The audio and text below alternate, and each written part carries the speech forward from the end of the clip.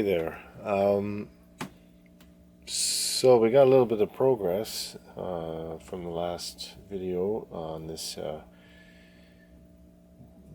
DIY amplifier that I'm cobbling together out of a random assortment of parts. I've got a standby switch in, power switch in place, little jewel light. There's a lamp. You can kind of see there the lamp, hopefully. As far as everything else, it's really just started on the power supply end and worked my way across, using a lot of the original parts.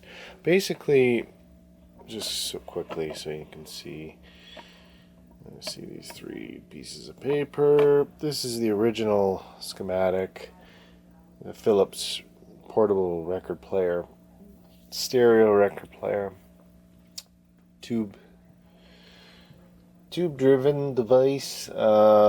So most of the parts came out of this, the tubes, the transformers, some of the resistors, and whatever I could salvage from here. Really though, what I want to base it on is a Valco Supro. Really simple design. It's a single-ended two-tube design. I think it's two tubes. I don't know if it's a 6SL7 is a dual triode or not off the top of my head, but so it's either two or three tubes. I'm pretty sure it's a two tube with a 6v6 GT single-ended output. So that times two, which is kind of what this is anyway. So, and then looking at another Supro, a little more deluxe. This is an S6698 schematic, and I'm still debating on whether or not I want to. I have to drill another hole, probably right about here. I need another 12AX7, which is not a problem. It's just a lot more wiring and monkeying around, but I'm really debating on borrowing the tremolo circuit from that other amp and putting that in. Ultimately, I'd really like to take it to the fullest max and put in a reverb tank, a spring reverb tank. I've got a couple different ones kicking around. The main issue, well, there's a couple main issues. Then I would need at least one more tube. The way they did it in this schematic up here, you can probably not see that at all, but maybe I'll just take pictures and throw them up on the screen, edit them in for you to look at. But anyway, they've actually used like 1.5 12AX7s, so like 3 out of 4 sections are used in this arrangement. So that's interesting. I'm not sure that's necessary. I feel like I could get away with one more tube to but the thing missing there, and the thing that I don't know a lot about, admittedly, there's a transformer here off the plate of the 12AX7 that sort of interfaces with the actual reverb tank. I don't have one of those. I don't know what. I need to learn about what that is and what's involved. Maybe there's other ways to accomplish this. But again, it just adds more complexity. This becomes a much more involved circuit compared to this, right? This is extremely simple. This is this times 2 essentially, and so those things are still up in the air. I'm not quite certain 100%. But, progress is being made slowly. I got some, high voltage is starting, the B plus is starting to be routed to appropriate places. And, other things that I'm missing. I don't know how I'm going to get my hands on these. They're a little hard to order up, I've noticed even. But basically double gang or dual gang pots, so that they're like stereo pots, like what you would have in a stereo. So that might be one source, although then again, those aren't the right tape. They're what's the difference? There's a logarithmic versus linear. Whatever. Anyway, I don't. If it works, it works. I don't care if it's not quite the same, sort of thing in terms of the volume curve as you're turning the thing. But I need a few of those to do stereo. I need, the more things I add, the more of them I need, because I have to send two distinct. Each channel has to get the same information essentially.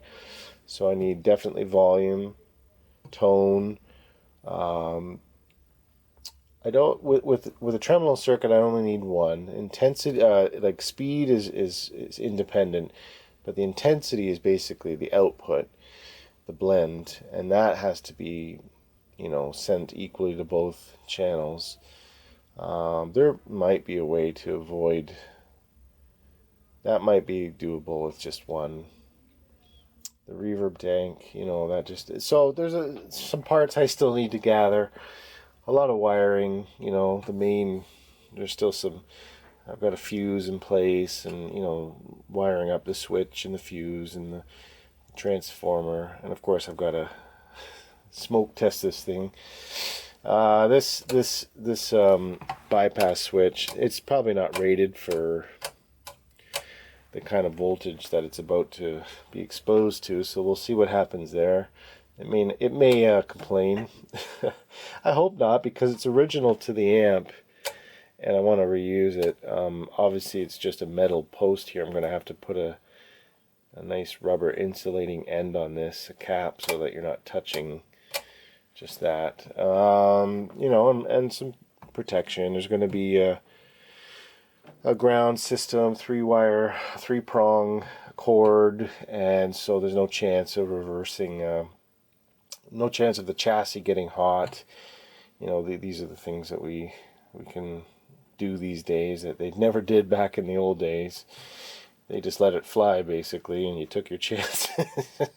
They were a lot less concerned about the long-term health of their consumers back in the 40s and such, I would say. But anyway, these days we try to be nice and think about people's welfare and not electrocuting them too badly while they're trying to 035 their way through,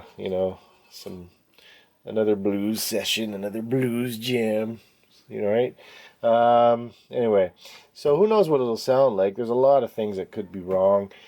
As far as the biasing of each stage, that still needs to be played around with, and I need to hear it.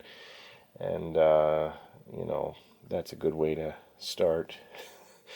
And I can always look at some signals on a scope and see how badly they're distorted, if I'm in the right spot. I mean, this is obviously Class A. When you're doing this kind of an amplifier, an audio amplifier, you're setting it up for Class A, so you want this thing to be... You're trying to set the bias right in the middle where you're going to get the full swing of the, the input signal throughout. It's not push-pull. It's single-ended times 2. Push-pull would be a different biasing arrangement because that is kind of half on, half off, because you're letting two tubes kind of handle each half of the waveform. Could do that. Thought about doing that. Not going to do that. Going to keep it as it is. 2 single-ended channels, stereo, defaulting to mono, but with the capability of, if you have a nice stereo chorus pedal, for example, you can run it through this, and if all goes well, it'll sound good. So there you have it. There's the update. There's still much to do. We're not close yet to the sound test, but we're getting there.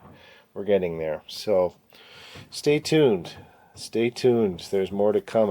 I'm feeling ambitious these days. I'm getting back into a mode of wanting to do stuff and actually doing stuff, as you can see. So with that, I will say thank you for watching. I hope you're well, and bye for now.